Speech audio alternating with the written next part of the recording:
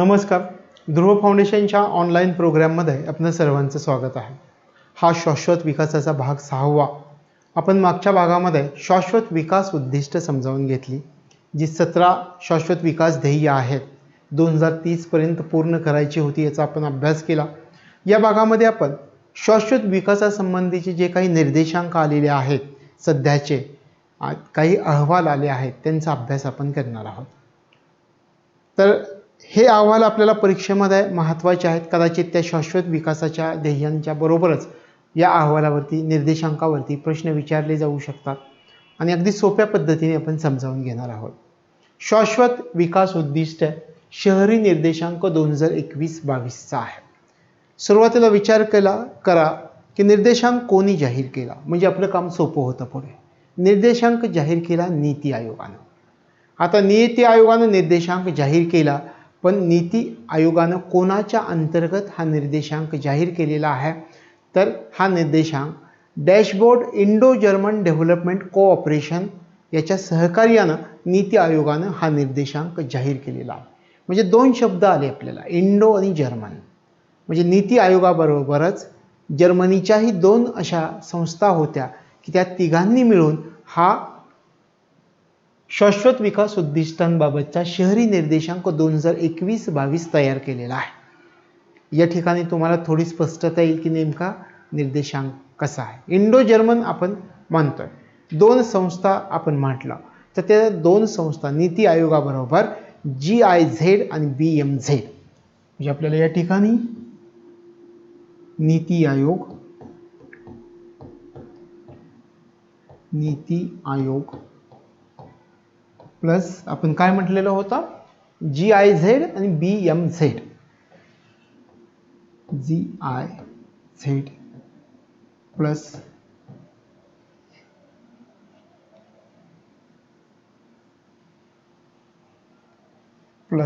BMZ यांच्या सहकार्याने नीती आयोगानं तयार केलाय, पण कोणाच्या सहकार्यानं तयार केलाय? GIZ आणि BMZ ह्या जर्मन संस्था आहेत.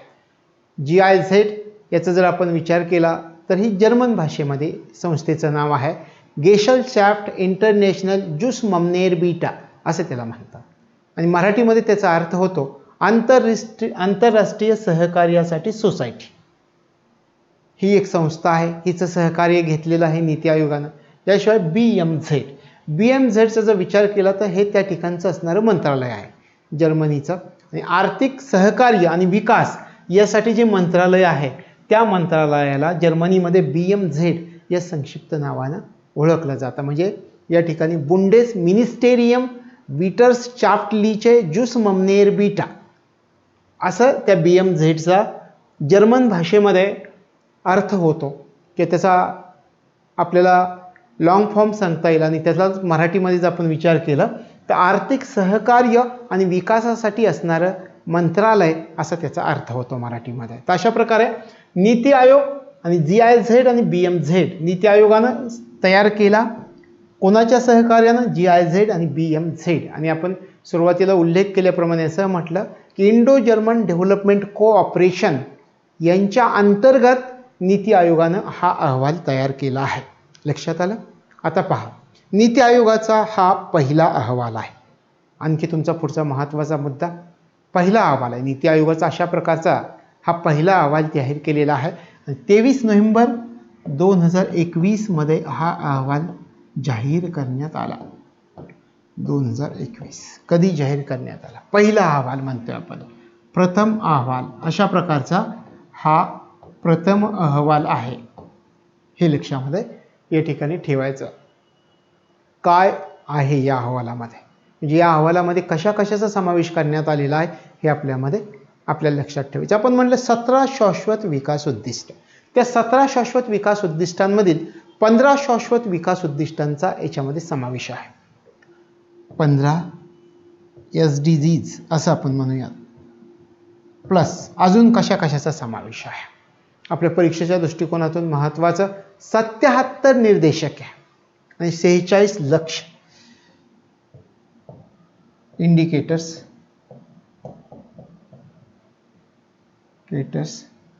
प्लस 46 टार्गेट्सचा समावेश आहे. म्हणजे आणखी एक तुम्हाला स्पष्टता येईल की हा जो अहवाल आहे नीती आयोगाने प्रथम सादर केलेला 23 नोव्हेंबर 2021ला, याच्यामध्ये काय आहे, 15 शाश्वत विकास ध्येय आहेत, 77 इंडिकेटर्स आहेत, 46 टार्गेट्स आहे. तशा प्रकारे हा अहवाल आहे शाश्वत विकास उद्दिष्टांचा शहरी निर्देशांक 2021-22चा. म्हणजे तुम्हाला या ठिकाणी अहवाल नेमका काय आहे हे लक्षात येईल. आता हा अहवाल काय केलंय नेमकं, या अहवालामध्ये थोडंसं विचार करा. इथपर्यंत आपल्याला समजलं या अहवालामध्ये काय केलेलं आहे. या अहवालामध्ये 56 शहरांचा समावेश करण्यात आला आहे. 56 शहरे. या अहवालामध्ये 56 शहरांचा समावेश करण्यात आलेला आहे. 56 शहरांना गुण देण्यात आलेले आहेत. गुणांच्या आधारे यांना गुण देण्यात आले. आणि काय केलं, गुण देण्यात येऊन गुणांच्या आधारे त्यांच्या 4 प्रकारच्या श्रेणी पाडलेल्या आहेत. गुण देण्यात आले आणि गुणांच्या आधारावर 4 प्रकारच्या श्रेणींमध्ये त्यांचं वर्गीकरण केलं गेलेलं आहे. 56 शहरांचं वर्गीकरण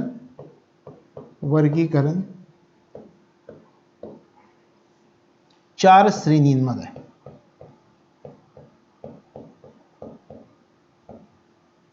श्रेणींमध्ये. लक्षात येतं किती सोपं आहे पहा. नीती आयोगाने तयार केला, आपण म्हटलं इंडो जर्मन यांच्या सहकार्याने तयार केला आहे. GIZ आणि BMZ यांचं सहकार्य घेऊन नीती आयोगानं अशा प्रकारचा अहवाल तयार केला. प्रथम अहवाल होता 23 नोव्हेंबर 2021ला सादर केला. काय आहे या अहवालामध्ये, तर 15 शाश्वत विकास ध्येय, 77 निर्देशक, 46 लक्ष्य यांचा समावेश आहे. त्यानंतर म्हटलं की 56 शहरांचा विचार केला. 56 शहरांना गुण देण्यात आले आणि त्या गुणांच्या आधारे त्या 56 शहरांचं वर्गीकरण 4 श्रेणींमध्ये करण्यात आलेलं आहे. हे या ठिकाणी लक्षामध्ये ठेवायचं आहे.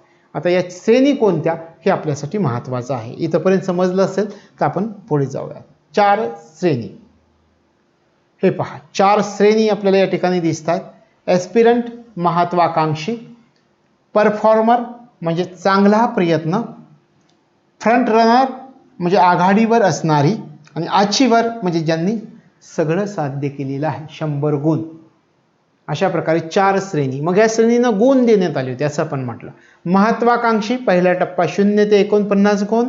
दुसरा टप्पा परफॉर्मर म्हणजे चांगला प्रयत्न, त्यासाठी 50 ते 64 गुण. तिसरा प्रयत्न फ्रंट रनर म्हणजे आघाडीवर असणारी, त्यांना गुण आहेत 65 ते 99, आणि ज्यांनी सर्व साध्य केले अचिव्हर त्यांना गुण आहेत 100 गुण. अशा प्रकारे 56 शहरांचं 4 श्रेणींमध्ये करण्यात आलेलं हे वर्गीकरण आहे. हे वर्गीकरण कोणत्या प्रकारचं आहे, लक्ष्य साध्य केलेली किंवा अचीव केलेली अशा प्रकारची जर असतील त्यांना 100 गुण देण्यात आलेले होते. 56 शहरी भागांचा विचार करण्यात आला असं आपण म्हटलेलं होतं. याच्यामध्ये असंही आहे की 1 लाखापेक्षा 44 शहरं अशी होती जी 1 लाखापेक्षा अधिक लोकसंख्या असलेली शहरं होती, आणि उरलेली 10 लाखापेक्षा कमी लोकसंख्या असलेली राज्यांच्या राजधान्या ज्या आहेत त्यांची गणना करण्यात आली होती. अशा प्रकारे 56 शहरं निवडण्यात आली होती. हे लक्षामध्ये ठेवायचं आहे. पहा, आपण याच्या अगोदर उल्लेख केला की 56 शहरं गुण देण्यात आले आणि त्या गुणांच्या आधारे त्या 56 शहरांचं वर्गीकरण 4 श्रेणींमध्ये करण्यात आलं.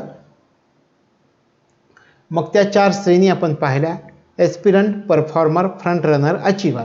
मग ते गुण कसे दिलेत ते लक्षात ठेवायचं. 56 शहरामधील 44 शहरं 1 लाखापेक्षा अधिक लोकसंख्या असलेली शहरं होती असं आपण म्हटलं, आणि 10 लाखापेक्षा कमी असलेल्या राज्यांच्या राजधान्यांची गणना करण्यात आलेली होती. तर अशा प्रकारे आपल्याला या ठिकाणी याचा उल्लेख करता येईल. आता आपण याच्यावरती आधारित आणखी काय प्रश्न येऊ शकतात ते पाहूयात. या गणनेनुसार भारतामधील पहिली 5 शहरं कोणती आहेत, तर त्या पहिल्या 5 शहरांचा आपल्याला विचार करावा लागेल. त्याच्यामध्ये पहा, शिमला, कोईमतूर, चंदीगड, तिरुवनंतपुरम आणि कोची या शहरांचा समावेश होतो. मग त्यांना देण्यात आलेले गुण किती आहेत ते पहा. 100 पैकी हे गुण आहेत. शिमला 75.50, कोईमतूर तामिळनाडू, शिमला कोईमतूर तामिळनाडू 73.29, चंदीगड 72.36, तिरुवनंतपुरम 72.36 आणि कोची 72.19. अशा प्रकारे ही राज्य पण आपल्याला लक्षात ठेवायची. सिमला हिमाचल प्रदेश, कोईमतूर तामिळनाडू, चंदीगड, त्यानंतर तिरुवनंतपुरम आपल्याला सांगता येईल केरळ आणि कोची केरळ. तशा प्रकारे आपल्याला या गणनेनुसार जे 2021-22चा प्रथम अहवाल आहे नीती आयोगाचा, त्याच्यानुसार भारतामधील ही पहिली 5 शहर आहेत हे या ठिकाणी लक्षामध्ये ठेवायचं. पुढे पहा, या निर्देशांकानुसार भारतामधील शेवटची 5 शहरं कोणती आहेत असं आपल्याला विचारतील.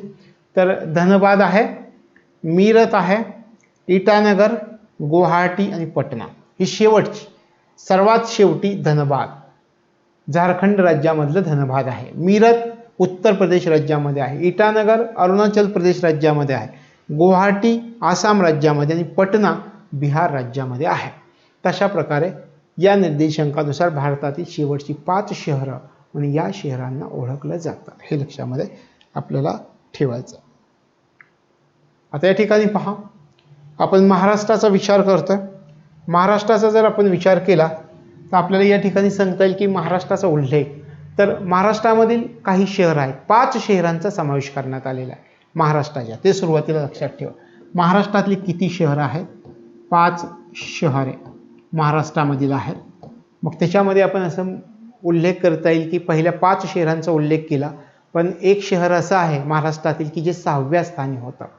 याच्यामधलं पुणे शहर 6व्या स्थानी आणि नागपूर हे शहर 10व्या स्थानी होतं. पुणे 6व्या स्थानी होतं या निर्देशांकामध्ये आणि नागपूर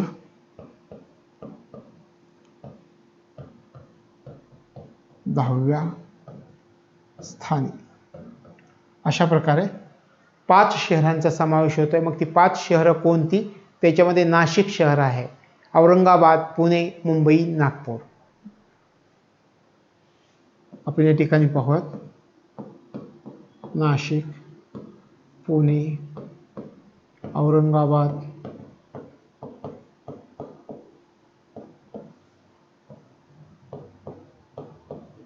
नागपूर. याशिवाय आपल्याला सांगता येईल की महत्त्वाचं शहर याच्यामध्ये मुंबई, नाशिक, पुणे, औरंगाबाद, नागपूर. तशा 5 शहरांचा समावेश आहे महाराष्ट्रातल्या. 56 शहरांमध्ये हे लक्षामध्ये ठेवायचं आहे. तशा प्रकारचा हा अहवाल आहे शाश्वत विकास उद्दिष्टे शहरी निर्देशांक 2021-22. हा लक्षामध्ये ठेवायचा आहे. त्याच्यावरती कदाचित प्रश्न विचारण्याची शक्यता आहे. थोडक्यात रिव्हिजन करूयात. प्रश्नांची उत्तरे येत आहेत का ते पहा. नीती आयोगानं कोणी सादर केला? नीती आयोगानं कोणाचं सहकार्य घेऊन सादर केला? GIZ BMZ. प्रथम अहवाल होता 23 नोव्हेंबर 2021 सादर. कशाचा समावेश होता? किती शाश्वत विकास ध्येय होती? 15. इंडिकेटर्स 77 आणि 46 लक्ष्यांचा समावेश होता. 56 शहरांची निवड करण्यात आली, गुण देण्यात आले. गुणांच्या आधारे या 56 शहरांचं वर्गीकरण 4 श्रेणींमध्ये करण्यात आलं आणि त्या श्रेणी ह्या आहेत 4 श्रेणी. महत्वाकांक्षी ॲस्पिरंट, चांगला प्रयत्न परफॉर्मर, आघाडीवर असणारी फ्रंट रनर आणि अचिव्हर ज्यांनी सर्व साध्य केलेलं आहे ते 100 गुण. तर याला ॲस्पिरंटला 0 ते 49 गुण होत आहे, परफॉर्मरला 50 ते 64 गुण, फ्रंट रनरला 65 ते 99 गुण आणि अचिव्हरला 100 गुण. 44 शहरं 1 लाखापेक्षा अधिक लोकसंख्या असलेली शहरं होती, हे लक्षामध्ये ठेवायचं. त्यानंतर या गणनेनुसार भारतामधील पहिली 5 शहरं कोणती? शिमला, कोईमतूर, चंदीगड, तिरुवनंतपुरम, कोची ही शहरं आहे. या निर्देशांकानुसार शेवटची 5 शहरं धनबाद झारखंडमध्ये आपण म्हटलं होतं, मीरत उत्तर प्रदेश, इटानगर अरुणाचल प्रदेश, गुवाहाटी आसाम आणि पटना बिहार ही शेवटची 5. महाराष्ट्राचा विचार केला, या 56 शहरांमध्ये महाराष्ट्राची 5 शहरं होती. पुणे 6व्या स्थानी होतं, नागपूर 10व्या स्थानी आणि 5 शहरं कोणती होती? मुंबई, नाशिक, पुणे, औरंगाबाद आणि नागपूर. अशा प्रकारचा हा नोव्हेंबर 2021 मध्ये जाहीर करण्यात आलेला नीती आयोगाचा पहिला निर्देशांक आहे, हे लक्षामध्ये घ्यायचं आहे. यानंतर आपण समजावून घेणार आहोत नीती आयोगाचा शाश्वत विकास उद्दिष्ट निर्देशांक 2020-21 महत्वाचा आहे. तिसरा निर्देशांक आहे. 2018 मध्ये सुरुवात झालेली होती. तिसरा निर्देशांक आहे. याला SDG इंडिया इंडेक्स असं म्हटलं जातं. आणि 18, 19 आणि 20-21 हा निर्देशांक आहे. 18चा जर विचार केला तर 18चा ज्यावेळी निर्देशांक जाहीर झाला त्यावेळी 62 निर्देशांक विचारामध्ये घेण्यात आलेल्या होत्या. 62 इंडिकेटर्सचा यूज केलेला होता आणि 2019 मध्ये 100 इंडिकेटर्सचा यूज करण्यात आला आणि 2020-21चा जर विचार केला तर 115 संख्यात्मक निर्देशांकांचा समावेश करण्यात आलेला आहे. म्हणजे आपल्याला या ठिकाणी SDG इंडिया इंडेक्स याला सुरुवातीला काय म्हणायचं ते पहा. SDG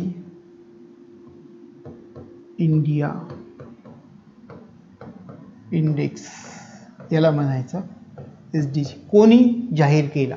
नीती आयोगाने केला. नीती आयोग. एक एक गोष्ट लक्षात घ्या. नीती आयोग, नीती आयोगाने केलाय पण UN सहकार्याने केलाय. युनायटेड नेशन्स, UN सहकार्य, युनायटेड नेशन्सने केलं. युनायटेड नेशनच्या सहकार्याने नीती आयोगाने जाहीर केलेला आहे. तिसरा अहवाल आहे. तिसरा अहवाल आहे 2021 मध्ये जाहीर झालेला 20-21चा हा तिसरा अहवाल आहे. आपण उल्लेख केल्याप्रमाणे 18, 19, 20-21 आपण 18ला म्हटलं होतं 62 निर्देशांक विचारामध्ये घेण्यात आलेले होते. 19ला 100 निर्देशांक विचारामध्ये घेण्यात आले आणि आता सध्याला 115 निर्देशांक विचारात घेण्यात आलेले आहेत.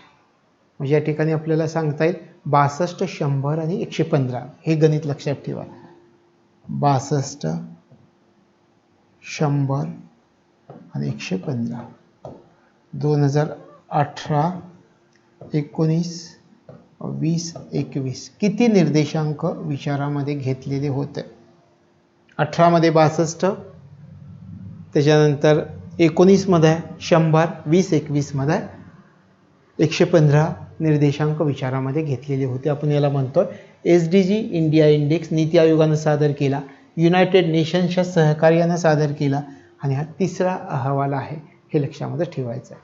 आता कोणी प्रकाशित केला? नीती आयोगाचे उपाध्यक्ष तुम्हाला माहिती आहेत का? सांगता येईल का? तर डॉक्टर राजीव कुमार यांनी प्रकाशित केला. उपाध्यक्ष, नीती आयोगाचे उपाध्यक्ष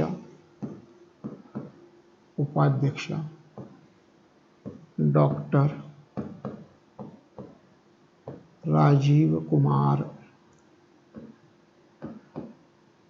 डॉक्टर राजीव कुमार यांनी प्रकाशित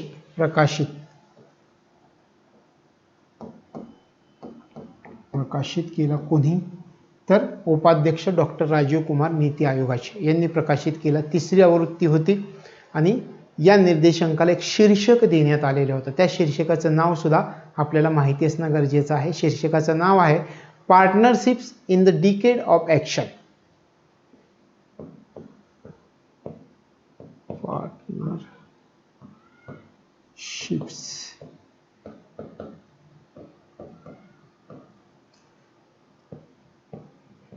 डिकेड ऑफ ॲक्शन. शीर्षक आपण याला म्हणूया. तर हे शीर्षक होतं या निर्देशांकाचं. Partnerships in the decade of action हे शीर्षक होतं. तर अशा प्रकारे हा निर्देशांक आहे. तिसरा निर्देशांक आपण म्हणतोय. आता विचार करा या निर्देशांकामध्ये किती शाश्वत विकास उद्दिष्टांचा समावेश होता? पहा किती शाश्वत विकास उद्दिष्टांचा समावेश होता. तर 17 SDGs चा समावेश, 17 शाश्वत विकास उद्दिष्टांचा याच्यामध्ये समावेश होता. याशिवाय 70 लक्ष्य, 70 टार्गेट्स आणि 115 निर्देशांक याचा समावेश या निर्देशांकामध्ये होता. 17 शाश्वत विकास ध्येय. 17 शाश्वत विकास ध्येयाच्या बाबतीमध्ये एक लक्षात ठेवायचं, 16 जी शाश्वत विकास ध्येय आहेत ती सखोल उद्दिष्ट आहेत, सखोल शाश्वत ध्येय आहेत. 17वं जे मानलं जातं ते गुणात्मक मूल्यांकन मानलं जातं. लक्षात येतं, तेही लक्षामध्ये ठेवायचं. तर अशा प्रकारे हा नीती आयोगाचा शाश्वत विकास उद्दिष्ट निर्देशांक 2020-21 आपण उल्लेख केला या ठिकाणी. नीती आयोगानं सादर केला, युनायटेड नेशनच्या सहकार्यानं सादर केला, प्रकाशित केला. नीती आयोगाचे उपाध्यक्ष डॉक्टर राजीव कुमार. या निर्देशांकाचं शीर्षक आहे partnerships in the decade of action. अशा प्रकारे याचं शीर्षक आहे. तिसरा अहवाल होता आत्तापर्यंतचा 18-19-20-21 मध्ये हा तिसरा अहवाल आहे. 18 मध्ये 62 निर्देशांकाचा विचार करण्यात आला, 19 मध्ये 100 आणि 20-21 मध्ये 115 निर्देशांकांचा विचार करण्यात आलेला आहे. इथपर्यंत मला वाटतं तुम्हाला व्यवस्थित समजलेलं असेल. आता आपण निर्देशांक तयार करण्यामागचा प्रमुख उद्देश कोणता होता हे समजावून घेऊया. आपल्या सर्वांना माहिती की संयुक्त राष्ट्र संघानं आपल्याला शाश्वत विकास ध्येय गाठण्याचं सांगितलेलं आहे आणि ही शाश्वत विकास ध्येय आपल्याला 2030 पर्यंत गाठायची आहे. इथपर्यंत तुम्हाला सगळ्यांना माहिती आहे. पण ही शाश्वत विकास ध्येय 2030 पर्यंत गाठायची आहेत. मग ही शाश्वत विकास ध्येय साध्य करण्याच्या दिशेनं भारतामध्ये किती प्रयत्न करण्यात आलेले आहेत, त्याच्या प्रगतीचं मूल्यांकन जर कोणत्या अहवालावरून कोणत्या निर्देशांकावरून होत असेल तर तो निर्देशांक आहे नीती आयोगाचा शाश्वत विकास उद्दिष्ट निर्देशांक. हा प्रमुख उद्देश आहे. आपण उल्लेख केल्याप्रमाणे संयुक्त राष्ट्र संघटनेनं 2030 पर्यंत 17 शाश्वत विकास ध्येय ठरवून दिली. मग ती साध्य करण्याच्या दृष्टिकोनातून भारतामधल्या राज्यांनी, केंद्रशासित प्रदेशांनी कोणत्या प्रकारे प्रगती केलेली आहे याचं मूल्यांकन या निर्देशांकामार्फत केलं जातं. म्हणून हा निर्देशांकाचा प्रमुख उद्देश आहे हे तुमच्या लक्षामध्ये आलेलं असेल. प्रमुख उद्देश समजावून घेतल्यानंतर आता आपण नीती आयोगाचा शाश्वत विकास उद्दिष्ट निर्देशांक 2020-21 मधली भारतातली पहिली 5 राज्य कोणती होती. पहिल्या राज्याचा विचार केला तर तुम्हाला सरळपणे सांगता येईल केरळ. केरळ एक राज्य झालं. दुसऱ्या क्रमांकावर असणाऱ्या राज्याचा जर विचार केला तर हिमाचल प्रदेश आणि तामिळनाडू हे 2 राज्य एकत्रितपणे दुसऱ्या क्रमांकावरती आहेत. केरळचा विचार केला तर 75 गुण, हिमाचल प्रदेश HP आणि तामिळनाडू यांचे 74 गुण हे दुसऱ्या क्रमांकावरती आहेत संयुक्तपणे. आणि तिसऱ्या क्रमांकाचा जर विचार केला तर 4 राज्य संयुक्तपणे तिसऱ्या क्रमांकावरती येतात. ते आहेत आंध्र प्रदेश, गोवा, कर्नाटक आणि उत्तराखंड. आंध्र प्रदेश, गोवा, कर्नाटक आणि उत्तराखंड या 4 राज्यांचा संयुक्तपणे तिसरा क्रमांक आहे आणि 4 राज्यांना मिळून 72 गुण आहेत. मिळून म्हणण्यापेक्षा प्रत्येकाला वेगवेगळे संयुक्त क्रमांकावरती 1 क्रमांक, 2 क्रमांक, 3 क्रमांक, 4 क्रमांक. 4 क्रमांकाचा विचार केला तर सिक्कीम हे राज्य आहे.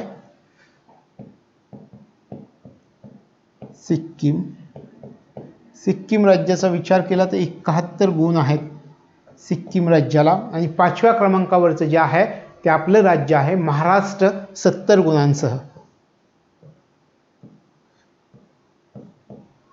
महाराष्ट्र 70 गुण. तशा प्रकारे 5 राज्य आहेत भारतातली पहिली 5 राज्य. नीती आयोगाचा शाश्वत विकास उद्दिष्ट निर्देशांक 2020-21. केरळ प्रथम क्रमांकावर 75 गुण, हिमाचल प्रदेश आणि तामिळनाडू संयुक्तपणे दुसरा क्रमांक 74 गुण, आंध्र प्रदेश, गोवा, कर्नाटक, उत्तराखंड 4ही राज्य संयुक्तपणे तिसऱ्या क्रमांकावरती 72 गुण, 4थ्या क्रमांकावरती सिक्कीम 71 गुण, 5व्या क्रमांकावरती महाराष्ट्र 70 गुण आहेत. आता पुढचं पाहूयात आपण की या निर्देशांकानुसार भारतातील शेवटची 3 राज्य कोणती. शेवटची 3 राज्य बिहार आहे, झारखंड आहे, आसाम आहे. सर्वात शेवटचं राज्य बिहार. कोणत्याही सरकारचं राज्य असलं कायम मागासलेलं असलेलं राज्य बिहार, झारखंड, आसाम. तशा प्रकारे या निर्देशांकानुसार भारतामधील शेवटची ही 3 राज्य आहेत, लक्षामध्ये ठेवायचं. यानंतर या निर्देशांकानुसार भारतामधील अव्वल व शेवटचे 2 केंद्रशासित प्रदेश. अव्वल मध्ये चंदीगडचा समावेश होतो. 79 गुण आहेत चंदीगडला. अव्वल 1 चंदीगड. आपण उल्लेख केल्याप्रमाणे 79 गुणासह प्रथम क्रमांकावरती आपल्याला संघराज्य प्रदेशांमध्ये असलेले दिसतात. दुसऱ्याचा जर आपण विचार केला तर दिल्ली, पुदुच्चेरी आणि लक्षद्वीप हे दुसऱ्या क्रमांकावरती आहेत.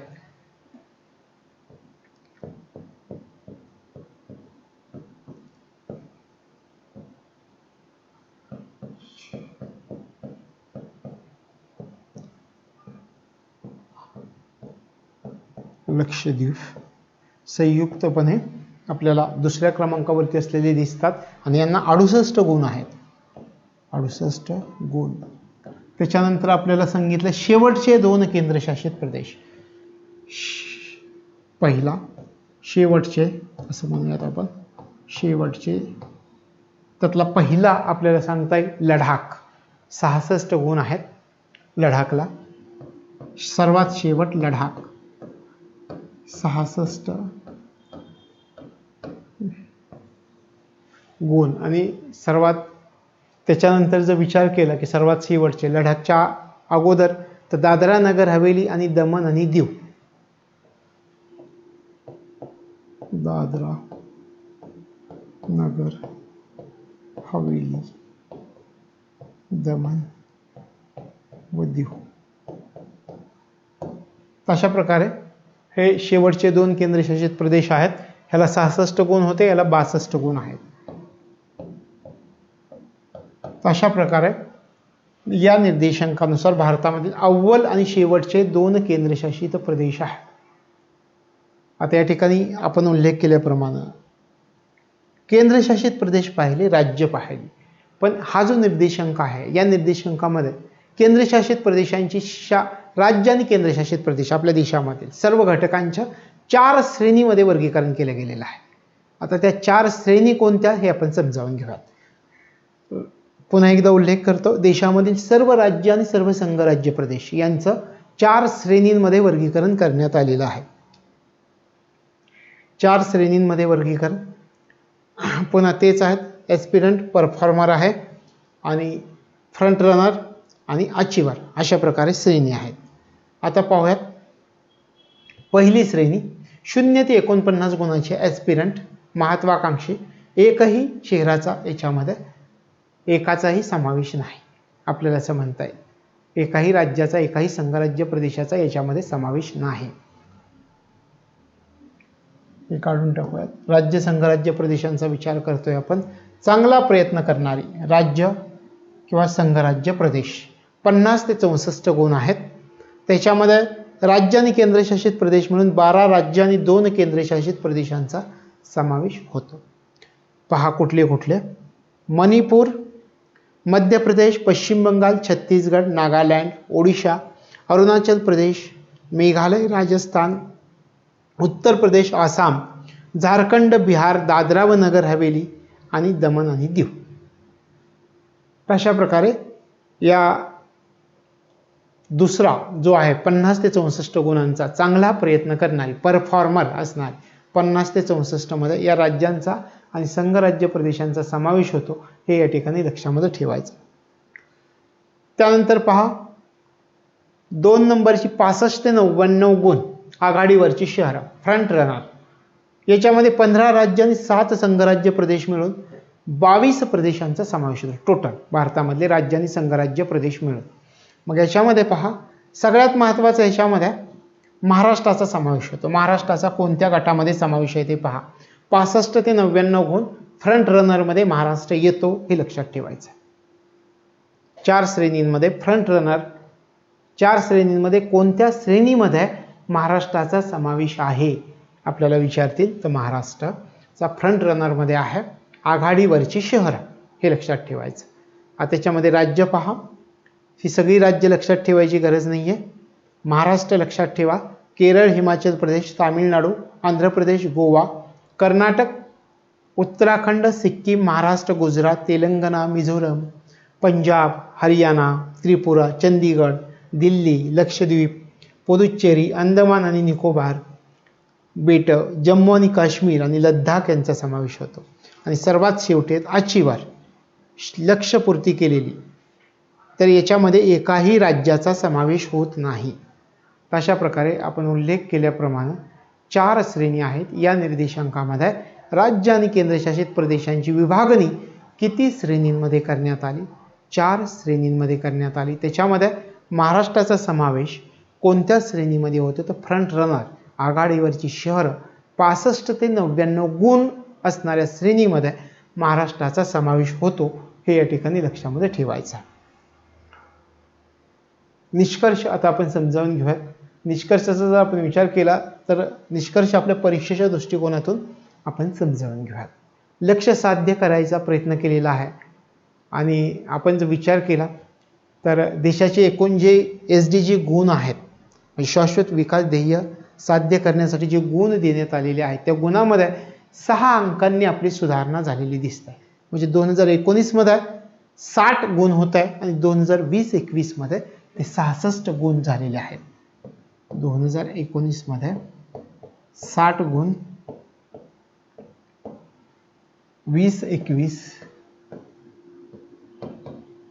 मध्ये 66 गुण आहेत. म्हणजे 6 गुणांनी वाढ झालेली आहे. 6 गुणांनी वाढ, हे लक्षात ठेवायचं. म्हणजे सकारात्मक वाटचाल आहे. शाश्वत विकास ध्येय साध्य करण्यासंबंधी ही भारताची सकारात्मक वाटचाल आहे. आणि सकारात्मक वाटचाल प्रामुख्याने कोणत्या उद्दिष्टांच्या साह्यानं साध्य झालेली आहे असं जर विचारलं तर 6वं उद्दिष्ट आणि 7वं शाश्वत विकासाचं उद्दिष्ट, या उद्दिष्टांमधून आपल्याला ही शाश्वत विकासाची सकारात्मक वाटचाल साध्य झालेली आहे. मग तुम्हाला सांगता येईल का 6वं शाश्वत विकासाचं उद्दिष्ट आपण कोणतं म्हटलेलं होतं? स्वच्छ पाणी आणि स्वच्छता. 6वं ध्येय, 6वे ध्येय आणि 7वे ध्येय यांच्यामध्ये आपण चांगली प्रगती केलेली आहे. या चांगल्या प्रगतीमुळे आपल्याला ही सकारात्मक वाटचाल साध्य करता आलेली आहे. 6वं ध्येय मी म्हटलं स्वच्छ पाणी आणि स्वच्छता. 7वं परवडणारी, म्हणजे अफोर्डेबल अँड क्लीन एनर्जी असं आपण म्हटलं होतं. परवडणारी आणि स्वच्छ ऊर्जा, याच्यामध्ये भारतानं चांगली कामगिरी केलेली आहे. त्याच्यामुळं आपल्याला हे सकारात्मक वाटचाल साध्य झालेली आहे, हा निष्कर्ष आपल्याला या ठिकाणी काढता येतो. आता आपण पुढे जाऊयात या निर्देशांकाच्या बाबतीत. असं जर तुम्हाला विचारलं या निर्देशांकाच्या बाबतीमध्ये 2019-20च्या निर्देशांकाची तुलना केली असता 2020-21 मध्ये सर्वाधिक जलद प्रगती करणारी राज्य कोणती असं विचारलं तर पहा, तुलना केली तर 19-20च्या निर्देशांकाची तुलना केली 20-21च्या निर्देशांकाशी आणि विचारलं 19-20च्या तुलनेत 20-21 मध्ये सर्वात जास्त प्रगती करणारी, सर्वात जलद प्रगती करणारी राज्य कोणती आहे असं जर विचारलं तर आपल्याला सांगता येईल मिझोराम, हरियाणा, उत्तराखंड.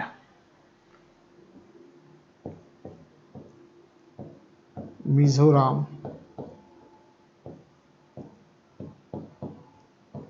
हरियाणा, उत्तराखंड ही 3 राज्य आहेत. हे लक्षामध्ये ठेवायचं आहे. सोपं आहे. आता आपण सुरुवातीला अभ्यासलं होतं पहा की कोणत्या बाबतीमध्ये नीती, आपण जेव्हा 17 शाश्वत विकास ध्येयांचा अभ्यास केला मागच्या भागामध्ये, त्यावेळेस तुम्हाला प्रत्येक विकास ध्येयामध्ये कोणतं राज्य अव्वल आहे हे मी सांगितलं होतं. तर हे नीती आयोगाचे निष्कर्ष आहेत या निर्देशांकानुसार. आता आपण या ठिकाणी पुन्हा एकदा ते पाहूयात. उद्दिष्ट पहा आणि अव्वल राज्य कोणतं आहे. दारिद्र्याचा अभाव तामिळनाडू राज्य अव्वल आहे, 0 उपासमार. केरळ राज्य अव्वल क्रमांकावरती आहे. चांगले आरोग्य जनकल्याण गुजरात राज्य प्रथम क्रमांकावरती. गुणात्मक शिक्षण क्वालिटी एज्युकेशन केरळ राज्य प्रथम क्रमांकावरती आहे. लैंगिक समानता छत्तीसगड राज्य अव्वल क्रमांकावरती असलेलं आपल्याला दिसतं. शुद्ध पाणी आणि स्वच्छता गोवा राज्य प्रथम क्रमांकावरती आहे. परवडण्याजोगी आणि स्वच्छ ऊर्जा यामध्ये महाराष्ट्रासह एकूण 15 राज्य अव्वल क्रमांकावरती येतात. त्याच्यानंतर पहा सभ्य काम आणि आर्थिक वाढ हिमाचल प्रदेश प्रथम क्रमांकावरती आहे. 9वे शाश्वत विकास ध्येय उद्योग व नवोपक्रम पायाभूत सुविधा गुजरात राज्य प्रथम क्रमांकावरती आहे. 10वे शाश्वत विकास ध्येय असमानतेमधील घट मेघालय राज्य प्रथम क्रमांकावरती आहे. 11वे शाश्वत विकास ध्येय शाश्वत शहरे आणि समाज पंजाब राज्य अव्वल क्रमांकावरती आहे. 12वे शाश्वत विकास ध्येय जबाबदार उपभोग व उत्पादन त्रिपुरा राज्य प्रथम क्रमांकावरती आहे. 13वे पर्यावरणीय कृती याच्यामध्ये ओडिशा राज्य प्रथम क्रमांकावरती आहे. 14वे ध्येय जलीय जीवन ओडिशा राज्य प्रथम क्रमांकावरती आहे अव्वल क्रमांकावरती. 15वे भूपृष्ठीय जीवन अरुणाचल प्रदेश राज्य अव्वल क्रमांकावरती आहे. आणि शांतता न्याय व सबळ संस्था याच्यामध्ये उत्तराखंड राज्य अव्वल क्रमांकावरती आहे. कदाचित हे जोड्यांच्या स्वरूपामध्ये तुम्हाला विचारलं जाऊ शकेल, तर हे लक्षामध्ये ठेवायचं आहे.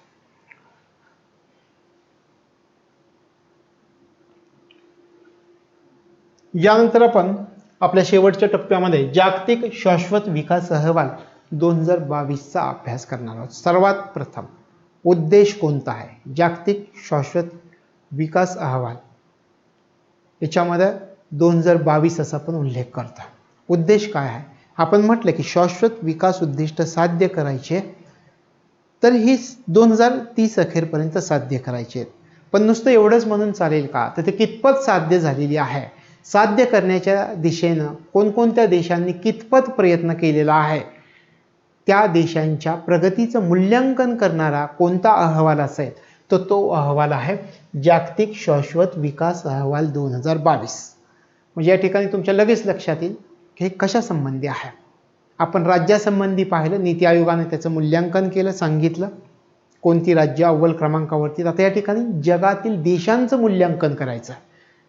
शाश्वत विकास साध्य करण्याच्या दृष्टिकोनातून जगातील देशांनी जी प्रगती केलेली आहे त्या प्रगतीचं जे जागतिक मूल्यांकन आहे ते जागतिक मूल्यांकन या अहवालाच्या माध्यमातून करण्यात आलेलं आहे. त्याचं नाव आहे जागतिक शाश्वत विकास अहवाल 2022.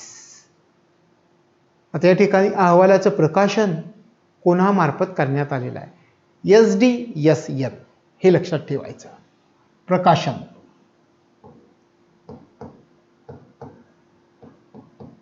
SDSN sustainable development solution network.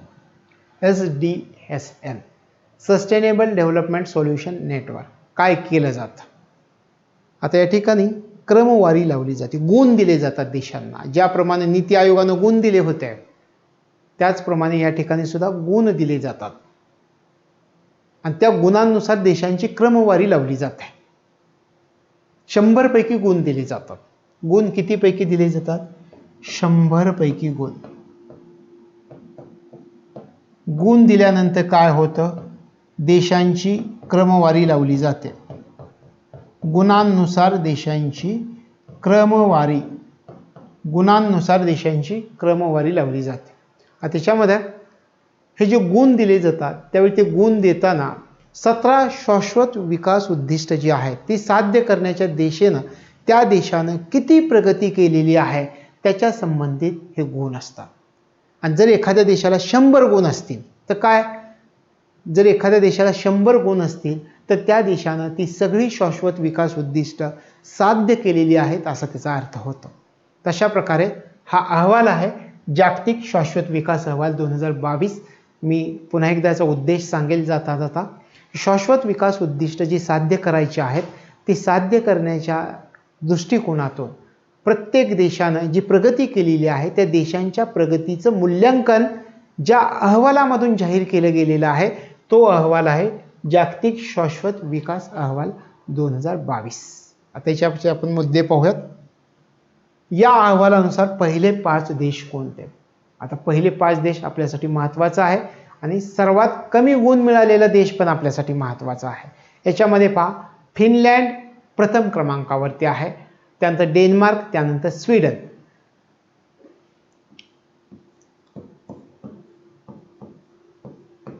Finland,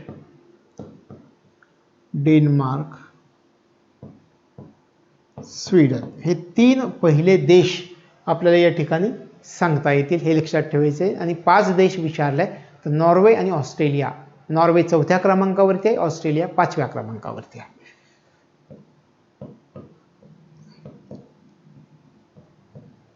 Norway, Australia.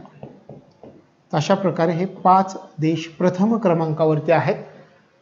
आपण उल्लेख केल्याप्रमाणे सर्वात कमी गुण मिळालेला देश कोणता हे पण आपल्यासाठी महत्त्वाचं आहे. तो देश आहे दक्षिण सुदान.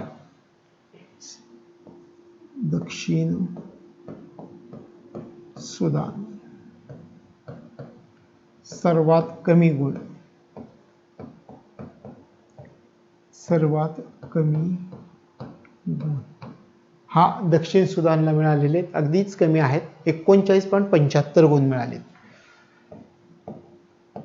आणि जाता जाता जो पहिला देश आहे त्या पहिल्या देशाचे गुण आहे तेवढे तरी लक्षात ठेवा, 56.51 गुण आहेत.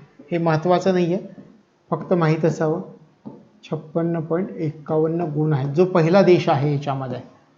म्हणजे 100 गुण कोणालाच नाही आहेत. फिनलँड प्रथम क्रमांकावरती, डेन्मार्क दुसऱ्या, स्वीडन तिसऱ्या, नॉर्वे 4थ्या, ऑस्ट्रेलिया 5व्या. सर्वात कमी गुण दक्षिण सुदान 39.75 गुण आहे.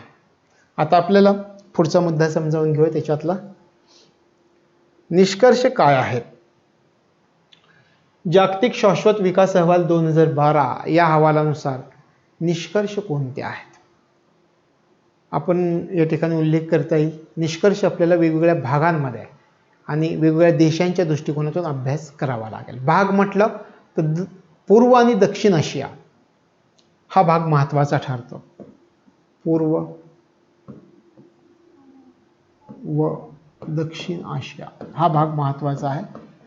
का महत्त्वाचा आहे? 2015 पासून सर्वात जास्त प्रगती या भागात झाली आहे.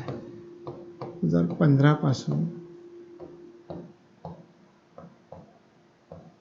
सर्वात जास्त प्रगती, 2015 पासून सर्वात जास्त प्रगती पहा पूर्व आणि दक्षिण आशियामध्ये झालेली आहे. मग असे कोणते देश आहेत की त्या देशांनी या शाश्वत विकास ध्येयांमध्ये 2015 पासून सर्वात जास्त प्रगती केलेली आहे?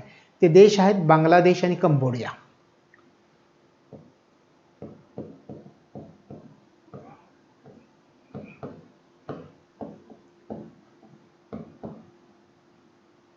कंबोडिया 2015 पासून सर्वात जास्त प्रगती या 2 देशांनी केलेली आहे. हे निष्कर्ष आहेत, याचे लक्षात ठेवायचं, परीक्षेत विचारतील. आणि या ठिकाणी सर्वात जास्त घसरण कोणत्या देशाची असं जर विचारलं तर 2015 पासून सर्वात जास्त घसरण झालेला देश आहे व्हेनेझुएला.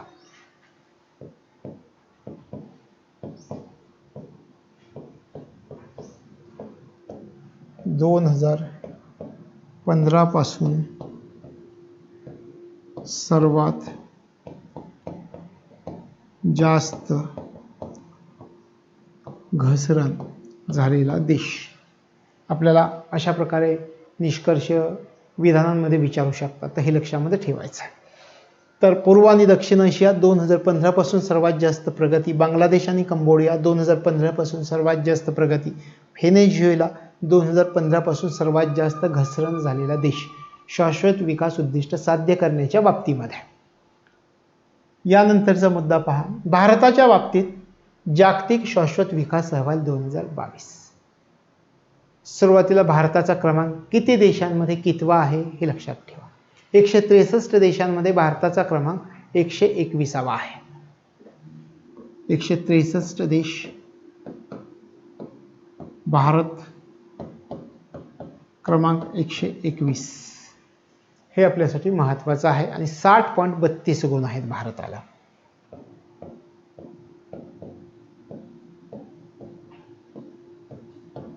60.32 गुण आहेत भारताला, हे लक्षामध्ये ठेवायचं आहे. 2020चा जर विचार केला तर 2020 मध्ये भारत 117व्या स्थानी होता. पहा, 2021चा आहे, हे 22चा अहवाल आहे, 21चा आहे. 2020चा जर आपण विचार केला तर आपण उल्लेख केला की 2020 मध्ये भारत 117व्या स्थानी होता. 117 स्थान, 117व्या स्थानी भारत होता. म्हणजे 4 क्रमांकांनी भारत पुढे गेलेला दिसतोय. म्हणजे थोडक्यात शाश्वत विकास अहवाल साध्य करण्याची जी क्रमवारी आहे भारताची, ती घसरलेली आहे, हे लक्षामध्ये ठेवायचं आहे.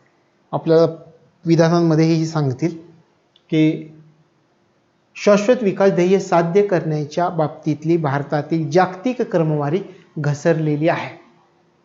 का घसरलेली आहे असं पण विचारतील. 17 शाश्वत विकास ध्येय भारताला साध्य करायचे, त्या 17 मधली 11 शाश्वत विकास ध्येय साध्य करण्यासाठी भारताला मोठ्या प्रमाणात संकटाला तोंड द्यावं लागतंय, मोठ्या प्रमाणात आव्हानांचा सामना करावा लागतो. भारताची घसरण चालू आहे. का आहे भारताचा क्रमांक घसरलेला? 17 शाश्वत विकास ध्येय, त्या 17 शाश्वत विकास ध्येयामधील 11 शाश्वत विकास ध्येय साध्य करण्यासाठी भारताला मोठ्या प्रमाणामध्ये आव्हानांचा, संकटांचा सामना करावा लागतो. त्याच्यामुळं भारताचा क्रमांक घसरलेला दिसतोय. इथे 117 होता, इथे 121वा झाला. आता आपण म्हटलं की भारताचा क्रमांक याच्यामुळे घसरलाय, पण भारताचा क्रमांक घसरण्यामध्ये भारतातील काही राज्य कारणीभूत आहेत. ती राज्य आहेत 8. भारताची जी एकूण कामगिरी आपल्याला घसरलेली दिसते शाश्वत विकास उद्दिष्ट साध्य करण्याबाबत, ती घसरण प्रामुख्याने 8 राज्यांमुळे झालेली आहे. लक्षात ठेवा, प्रामुख्याने 8 राज्यांमध्ये मुळे झालेली आहे घसरण, प्रामुख्याने 8 राज्यांमुळे. आपण या ठिकाणी असं घेऊया, घसरण प्रामुख्याने 8 राज्यांमुळे, 8 राज्यांमुळे घसरण प्रामुख्याने झालेली आहे. कोणती आहेत? याच्यामध्ये बिहार, तेलंगणा, बिहार, तेलंगणा, राजस्थान,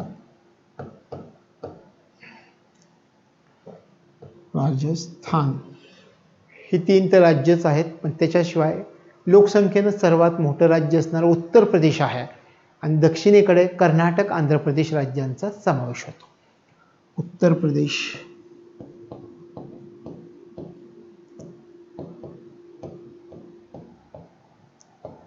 कर्नाटक,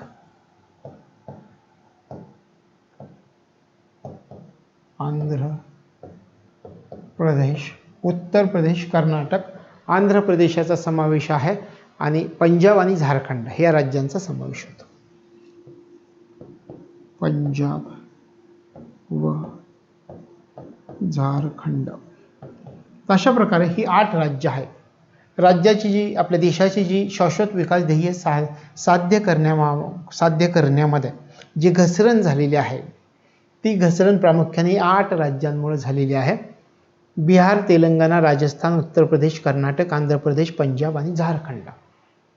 आणि याच्यामध्ये आपण असं म्हटलं होतं की घसरण का झाली आहे, तर 17 शाश्वत विकास ध्येय, त्या 17 शाश्वत विकास ध्येयामधील 11 शाश्वत विकास ध्येय साध्य करण्यासाठी भारताला मोठ्या प्रमाणात आव्हानांचा सामना करावा लागत आहे.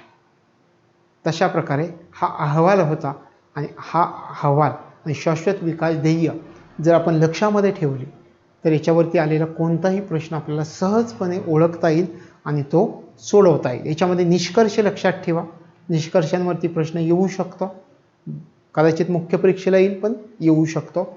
तर अशा प्रकारे आपल्या 17 शाश्वत विकास ध्येय आणि त्या संबंधीचे अहवाल या ठिकाणी आपले झालेले आहेत. यानंतर आपण पर्यावरणाच्या दृष्टिकोनातून, शाश्वत विकासाच्या दृष्टिकोनातून महत्त्वाच्या संस्था कोणत्या आहेत, त्या संस्थांचा अभ्यास पुढच्या भागापासून सुरू करणार आहोत. तोपर्यंत तुम्हाला तुमच्या अभ्यासासाठी शुभेच्छा.